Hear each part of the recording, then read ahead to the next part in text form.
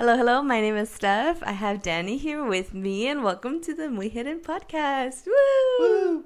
So today is going to be a very special episode because we are going to be talking about the evil eye or mal de ojo in honor of my short film, Ojo. So I have been very fortunate these past few weeks to be a part of an amazing program created by the We Are Me Too and Walmart. Now, I was one of the lucky 8 to be a part of the Me Too Accelerator Program for the Arts 2022, or they also called it the Filmmaker Mentorship Program. Now, this was an incredible program that taught us everything we needed to know about running our own or making our own film. So they taught us the full production and taught us how to structure a script. They taught us how to storyboard. What else did they teach us? They taught us about casting, wardrobe, directing, post-production, editing. And it finally all came together into an incredible night where they featured all of our shorts, each 1 minute.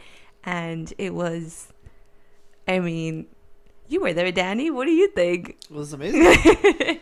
We got to see all the short films that the other people created too, as well. Mm-hmm.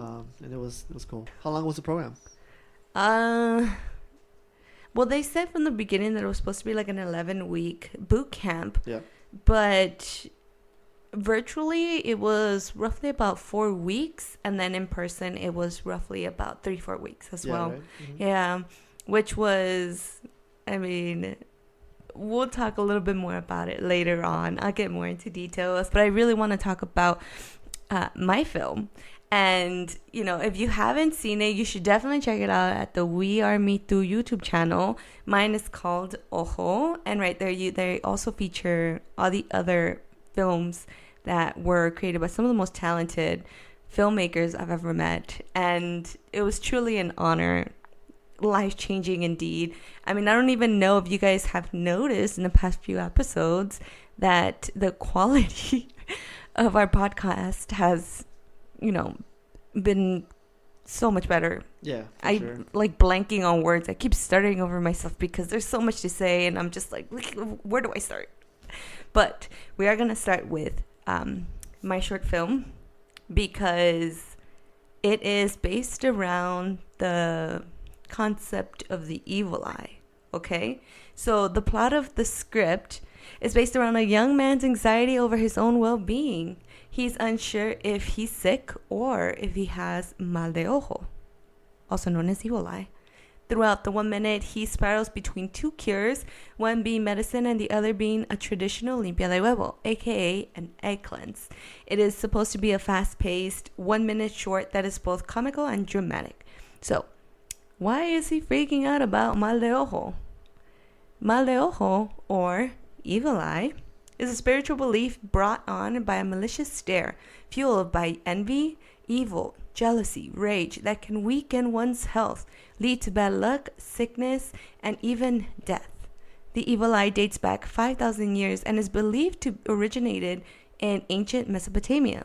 According to Wikipedia, quote, belief in the evil eye is strongest in West Asia, Latin America, East and West Africa, Central America, South Asia, Central Asia, and Europe, especially the Mediterranean region. It is also spread to areas including Northern Europe, particularly in Celtic regions and the Americas, where it was brought on by European colonists and West Asian immigrants, unquote. So, at times, the infliction of mal de ojo is not intentional. Most times, the evil eye is from friends or family. It can be something simple as a compliment about one's appearance. Other times, it can be a horrific curse brought on by brujeria or witchcraft. Anyone is susceptible, but the most vulnerable are the most likely to be affected, just like children or people who have physical or mental illness.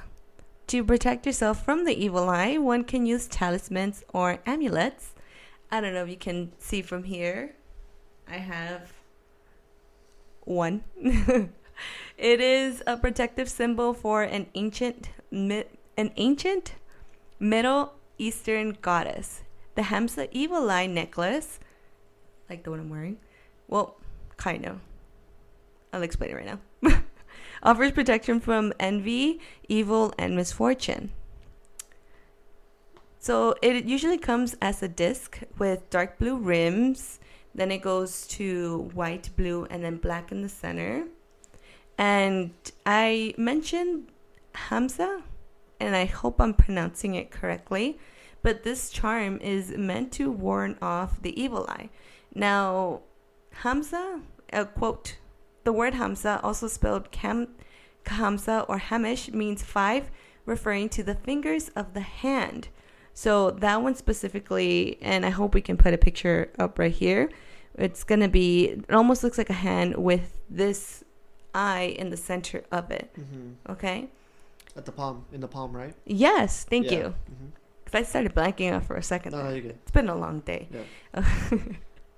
Okay, so in Jewish culture, the Hamsa is called the hand of Miriam.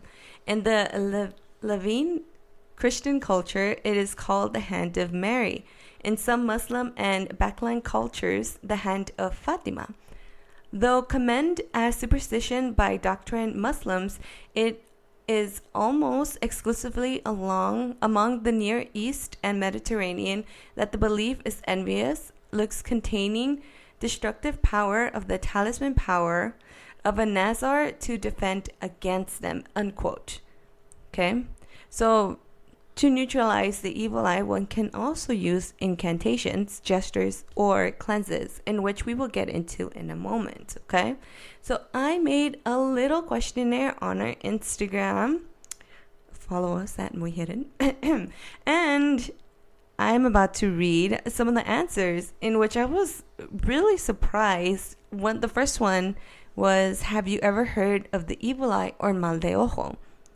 Danny, yeah. Would you like to take a guess on which one scored 100%? Yes, no, or maybe? Yes. Yeah. Right. Out of the 44 people who voted, which thank you so much, by the way, all of them said yes, that they have heard of it, right? So there's a difference between hearing it and believing it. Now, do you believe in the evil eye, Danny? Not necessarily. No? No. No. Okay. Yeah. Well, boo. So you will fall under the 13% who also said no. 13% said maybe. Oh, there's a maybe option? There's a maybe option. Yeah, then maybe. Oh, okay. Yeah, I thought it was just yes or no, but maybe. I always put maybe in there because I'm very indecisive. I always fall in the middle. Yeah, I'll keep that maybe, yeah, for sure. Okay, so then you will fall under 13% that said maybe, 13% said no, and 73% said yes. In which, cool. So if you believe in it, how do you get rid of it? Now, this one was kind of an open question. I wanted to see if anyone maybe mentioned one of the cures that we're going to be talking about today. And they did. So someone did mention the Limpia de huevo, but they just put con el huevo. I'm not going to say who put it. Straight to the point. Straight to the point. With the egg. Yeah. That's how you get rid of it. Mm-hmm. Someone else also put practice meditation.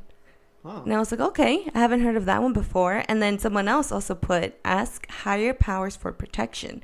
Pray and help others. So, and then they put to be humble but strong. Yeah. And I was like, oh, okay, that one's pretty good too. Mm-hmm. Because again, those who, what's the word that I used? The people who are most vulnerable are the ones that get affected by it. So if you pray and you ask for higher power, it makes sense for you to stay mentally strong. Mm-hmm. And you probably won't be affected by the evil eye. Mm-hmm. Mm-hmm. And I also asked, how do you protect yourself from it? I only got one response for this one, and they just put the red bracelet. So I'm going to go back to the talisman or an amulet that you can wear. Typically for, and I only speak for yourself? I guess myself, my family, the Latinos that are around me. Yeah. We typically do wear stuff that, again, we have this evil eye symbol on it. So it can come in the form of a ring. It could come in the form of any type of jewelry, bracelets, earrings, necklaces. I keep pointing at this because I feel so proud of it. Mm-hmm. So that is one way to protect yourself from it. Okay. And then the last question that I put on our little questionnaire was, have you ever done a limpia de huevo? Me? I think yeah. You said yeah? Yeah. Yeah? Yeah, it made me do it. Yeah, I did make him do it. So you fall into the 58% that also said yes. 25% said no. And 17% put when they were younger. So... Yeah, I think when we were younger, we did some other form of like cleanse. Mm-hmm.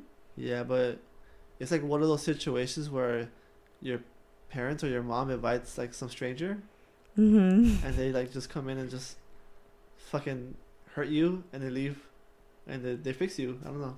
Somehow they fixed you. Yeah. Oh my god, and I always mispronounce it, the curanderos. I believe Is that that's how you what say. they call? The people that do that to you. I remember when I was young, someone would also come cleanse me with an egg. Yep. Which I'll go over the steps a little bit later, but they cleanse me with an egg, or if like we're feeling a little sick, I don't know if you ever did this as well. They would lay you down, and the kids who couldn't eat, estaban empachados. I don't know how you say it in English, Bloated? or if there's even Or like hurt, like swollen. swollen. in the I stomach? don't even know what the correct term is, but the kids who couldn't eat, they were empachados, and someone would come, they'd rub oil on our belly, and then they would smack our belly to feel where the quote chicle unquote would be on. Oh my god. Do you know? I need to do research on it because now. Well, for me, it was a lady that they had me lay on my belly, and she grabbed my skin on my lower back and like lifted me up in the air until like you hear it crack, and apparently that's when it works. Jesus. So I was like off the ground, kind of like free falling, but like. Stop! Really? Yeah, they did it a couple of times so you hear the crack. Oh my god! I don't know what that so meant. It was like maybe it might have been like a back issue. I have no idea. But yeah, that happened. We should double check with your parents, and I'll double check with mine too about the empachada thing. We should do like a whole episode on these like remedies. Yeah. Why not? But today, we're only going to be focusing on the mal de ojo and one of the main cures, which would be the limpia de huevo, right? But that's interesting. I need to have a conversation with your mom because I don't know what that's about. Yeah, I gotta ask. So now the information that I'm going to be talking about today revolves around Mexican culture and our beliefs. So many regions have their own variations of mal de ojo, and obviously they call it by a different name, and they have their own or at least similar cures and or protective talismans. So if you guys know any other ways to get rid of the evil eye, let us know in the comments below. And don't forget to like and subscribe because it really helps us out. I mean, only if you want to, right? So, a way to get rid of mal de ojo is a limpia de huevo. And the limpia de huevo is a traditional ritual that has been passed down from generations and generations. There are many variations of it, but the gist is that an egg is a vessel and that it will absorb and contain all the negativity from one's body. Now, going back to my short film, because I wanted all to relate somehow. The main character, Mijo, feels sicky. He's feeling sick, right? And he is torn between doing an egg cleanse and taking medicine. And I feel like instinctively he would take medicine. He has a headache. It makes sense, right? But that's when the two other characters, El Señor and La Señora, chime in and scare him into thinking he's not sick, that he might have been given mal de ojo. They proceed to tell Mijo to do a limpia de huevo to cure his headache and get rid of the mal de ojo. So, I have a book here. That was my main source of info. I don't know if you can see it. And when I was writing my script, so this was my main source, right? And the only knowledge that I had prior to reading this book was from my own family and just a little bit of research on the internet, right? And to be frank, I wasn't sure if I even knew how to do an egg cleanse, right? So this book, the one that I just brought up for those who saw and for those who didn't. It's called American Brujeria by J. Allen Cross, right? And this book really assured me that the Limpia del Huevo have different variations, and each family holds their own power. Traditions change from generations to generations, but it never loses its power or its magic, right? So I'm going to quote some stuff that J. Allen Cross wrote in this book. So, quote, Limpia con huevo, or cleansing with an egg, is done on Tuesdays and Thursdays in some families, but on Sundays in others. Some don't care what day it is, but the egg must be room temperature. Still others say the egg must be cold. You see, it's fluid and changes with you and your family history, unquote. So if you happen to see my short film, you can definitely see where I got some of my inspiration from. Once again, you should check it out at the We Are Me Too YouTube channel under the name Ojo. It's a fantastic 1 minute. Swearsies. And I'm just going to give you like a brief step by step of what to do if you want to do a limpia de huevo. So pretend I have an egg, because I don't have one right now. Eggs are expensive and I can't afford it. So the step 1 would be to take an egg and cleanse it with holy water. You can also use Florida water. You can also use appropriate oils, or you can just make a sign of the cross on the egg. Again, depending on the family and the traditions of each family, everyone's going to have their own variations. Step 2 would be to set an incantation on the egg or a prayer. So if you want to get rid of whatever it is that you're feeling, you would say it to the egg and hold it close to you. And right as you begin, it is highly recommended that you start from the top of your head and constantly praying to whoever it is that you pray to. You could pray to the universe, you pray to God, you could pray to yourself, but to just be constantly saying incantations to make sure that the egg can absorb all the negativity, right? And you're going to start from the top of your head and you're going to work your way throughout your body. At the end, according to J. Allen Cross, some people dispose of the egg. So they could just throw it away. You could, toss it in the trash. The point is to just get rid of it as soon as possible. But at least from what I remember, you can crack it into a cup of water. So if you do happen to crack it into the cup of water, never look over it. You're always supposed to look through it. So never look from the top. Always look from the side. And if you do have someone there that knows how to read the egg, you can definitely check out what it is that you had inside you.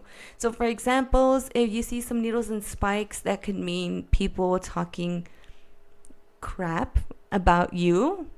If you see bubbles, that can represent bad energy. Some people claim to see faces in the water or in the egg, and that can represent whatever it is you see. It can represent a person, a spirit, a saint. And the worst would be if you see blood, that means that someone did brujeria. Again, don't quote me on this. I'm still learning how this all works. And this is just something that, again, like how J. Allen Cross said, it varies from family to family. All of us have our own variations of it.